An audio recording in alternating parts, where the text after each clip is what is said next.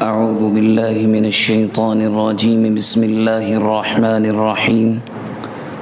ولا تجعلوا الله عرضة لأيمانكم أن تبروا وتتقوا وتصلحوا بين الناس والله سميع عليم. لا يؤاخذكم الله باللغو في أيمانكم ولكن يؤاخذكم بما كسبت قلوبكم والله غفور حليم. یہ سورہ بقرہ کی 2 آیتیں ہیں اور ان 2 آیتوں میں خاص طور سے جو قسمیں کھائی جاتی ہیں ان کے بارے میں بتلایا گیا ہے. آسان سا ترجمہ یہ ہے کہ وَلَا تَجْعَلُوا اللَّهَ عُرْضَةً لِأَيْمَانِكُمْ، اپنی قسموں کے لیے اللہ تعالیٰ کو نشانہ مت بنایا کرو کہ تم نیکی کرو اور تقوی اختیار کرو اور لوگوں کے درمیان اصلاح کرو اور اللہ سننے والا اور جاننے والا ہے. اس کے بعد فرمایا لا یؤاخذکم اللہ باللغو فی ایمانکم، اللہ تعالیٰ تمہاری پکڑ نہیں کرے گا بیکار قسموں پر، لیکن یؤاخذکم بما کسبت قلوبکم، وہ پکڑ کرے گا جو تم سچی قسمیں کھاتے ہو، یعنی دل کے ارادے کے ساتھ، اور اللہ معاف کرنے والا ہے اور بردبار ہے.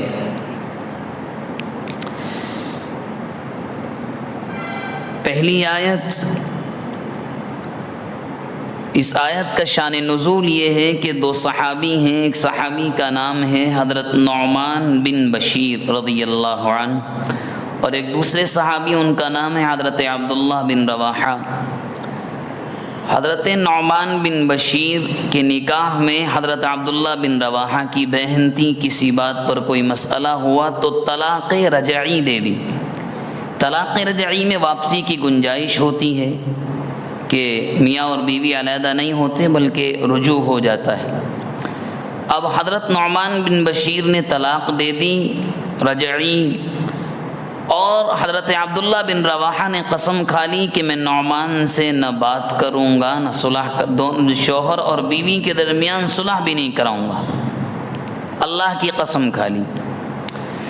بعض روایات میں اس کے علاوہ الگ الگ واقعات ہوئے.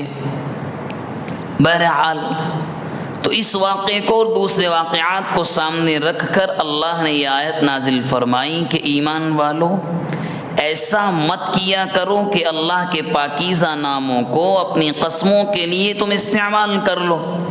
پھر کیا کرو کہ تم میں کوئی نیکی کرنے سے رک جائے، تقوی سے رک جائے، صلح کرانے سے رک جائے. مثال کے طور پر 2 لوگوں کے درمیان صلح کرانا بھی ایک نیکی ہے، تقوی اختیار کرنا بھی ایک نیکی ہے، یا دوسرے نیکی کے جتنے کام ہیں. کوئی کسی بات پر، مثال کے طور پر میں یا آپ قسم کھا لیں کہ میں اس سے بات نہیں کروں گا، تو بات کرنا یہ ایک نیکی ہے، رک جانا یہ ایک گناہ ہے، تعلقات کو ختم کر لے. تو یہاں یہ سبق دیا گیا کہ اللہ کے نام کو قسم میں استعمال کر کے تم ایسا نہ کرو کہ نیک کاموں سے رک جایا کرو. یہ بہت غلط بات ہے، اور اللہ تمہاری قسموں کو سننے والا اور جاننے والا ہے. اب جب مسئلہ یہاں قسم کا آیا تو قرآن مجید نے یہ بھی بیان کر دیا کہ صحیح قسم کون سی ہے اور بیہودہ لغو قسم کون سی ہے. فرمایا لا یؤاخذکم اللہ باللغو فی ایمانکم، بیہودہ بیکار قسموں پر اللہ تمہاری پکڑ نہیں کرے گا. وَلَكِنْ يُؤَاخِذُكُمْ بِمَا كَسَبَتْ قُلُوبُكُمْ، لیکن وہ تمہاری پکڑ کرے گا ان قسموں پر جن کو تم دل کے ارادے کے ساتھ کھاتے ہو، اور اللہ معاف کرنے والا اور حلیم ہے. قسم ایک معتبر، ایک غیر معتبر، ایک بیہودہ، ایک صحیح. غیر معتبر، بیہودہ، بیکار کیا ہے؟ مثال کے طور پر میرے اور آپ کے درمیان بات چیت چل رہی ہے اس بات پر کہ فلاں صاحب یہاں آئے تھے کہ نہیں آئے تھے. اب مجھے پتہ نہیں کہ وہ آئے یا نہ آئے، بس میں ایسے ہی قسم کھا کر کہہ دوں کہ میں قسم کھاتا ہوں اللہ کہ وہ نہیں آئے، حالانکہ وہ آ کر چلے گئے پہلے. تو یہ اس کا کوئی حقیقت سے واسطہ نہیں، وہ آئے چلے گئے، یہ پہلے کام ہو چکا ہے. اسی طرح کوئی بات کر رہا ہو، بے ساختہ زبان سے کچھ اور کہنے جا رہا ہو، کچھ اور نکل جائے، قسم کھا لے تو اس کا بھی کوئی اعتبار نہیں ہے، اس پر بھی پکڑ نہیں ہوگی۔ اب پکڑ کس پر ہوگی؟ جھوٹی قسم کھانا۔ کوئی جھوٹی قسم کھا لے اس پر اللہ کی بڑی سخت پکڑ ہے۔ اس کے بعد کوئی اس کی قسم کھا لے کہ میں اس سے بات نہیں کروں گا، یہ کام نہیں کروں گا، تو اس پر بھی اللہ کی پکڑ ہے۔ اللہ تبارک و تعالی فرماتے ہیں اگر ایسا کرو گے تو ہماری پکڑ آئے گی۔ ان دونوں آیتوں کو سامنے رکھ کر قسم کے بارے میں کچھ مسائل معلوم ہوتے ہیں۔ سب سے پہلا مسئلہ یہ معلوم ہوتا ہے کہ اللہ کے نام کو استعمال کرنا قسم میں، نمبر ایک تو یاد رکھیں کہ قسم اللہ کے نام کے علاوہ نہیں کھائی جاتی۔ اگر مجبوری میں کھانی ہی پڑ جائے، مسئلہ ہی آ جائے، تو صرف اللہ کے نام کی قسم کھائی جائے۔ ایسا نہیں کہ بیوی کی محبت میں بیوی کی قسم، بچوں کے سر کی قسم، لوگ روزی کی قسم کھا لیتے ہیں، یہ ان کا کوئی مطلب نہیں بنتا۔ قسم صرف اللہ کے نام کی کھائی جائے، اور وہ بھی تب جب مجبوری ہو، ایسا نہ ہو عادت ہر بات پر قسم، بات بات میں قسم نکل رہی ہے، یہ نہیں ہونا چاہیے۔ نمبر ایک بات۔ دوسری بات یہ ہے کہ اگر کسی نے قسم کھا لی تو جو جس بات کی قسم کھائی ہے اس پر جم کر رہنا ہوگا، اگر اس کے خلاف کر دیا تو کفارہ ادا کرنا ہوگا۔ اسی طرح کوئی گناہ پر قسم کھا لے، نعوذ باللہ جھوٹ بولنے کی قسم کھا لے یا کسی بھی غلط کام کے کرنے کی قسم کھا لے، تو گناہ پر کھائی ہوئی قسم کو توڑنا واجب ہے اور کفارہ دینا ہوگا۔ اب کفارہ کیا ہے؟ اگر انسان کے پاس استطاعت ہے، مالی حالت ٹھیک ہے، تو 2 وقت کا کھانا 10 ضرورت مندوں کو کھلا دے۔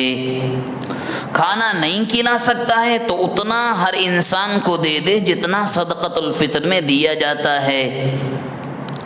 اور اگر مان لیا کسی کے پاس دینے کے لیے کچھ ہے ہی نہیں، کھانا کھلا ہی نہیں سکتے، تو پھر غریب آدمی کے لیے ضروری ہے کہ 3 دن کے روزے رکھے۔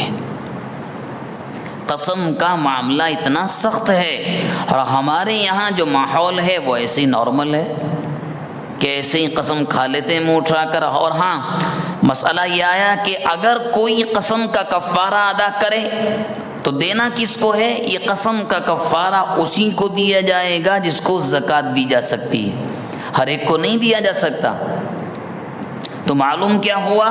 اللہ کے نام کو استعمال کرنا نمبر ایک تو قسم کے لیے صحیح نہیں، مجبوری میں کھاؤ تو اللہ کی قسم کھاؤ، نیک کاموں سے رکنے کے لیے قسم مت کھاؤ، اگر توڑ دیا تو کفارہ دینا ہوگا، اور اگر گناہ پر قسم کھائی تو توڑنا واجب، اور وہ توڑ کر کفارہ ادا کرنا ہوگا۔ کفارہ یہ ہے اگر اللہ نے طاقت دی ہے تو 2 وقت کا کھانا 10 ضرورت مندوں کو کھلا دو، کھانا نہیں کھلا سکتے تو صدقۃ الفطر کے برابر 2 وقت کا ہر غریب کو دے دو، اور اگر دینے کی طاقت نہیں ہے تو غریب آدمی کے لیے ضروری ہے کہ وہ 3 دن کے روزے رکھے۔ اور قسم کے بارے میں ایک بات اور یاد رکھنے کی ہے، حضرت ابن عمر رضی اللہ عنہ کی روایت ہے کہ جس نے اللہ کو چھوڑ کر کسی اور چیز کی، غیر اللہ کی قسم کھائی، اللہ کے نبی نے فرمایا اس نے اللہ کے ساتھ شرک کیا۔ اللہ تبارک و تعالی ہم سب کی حفاظت فرمائے۔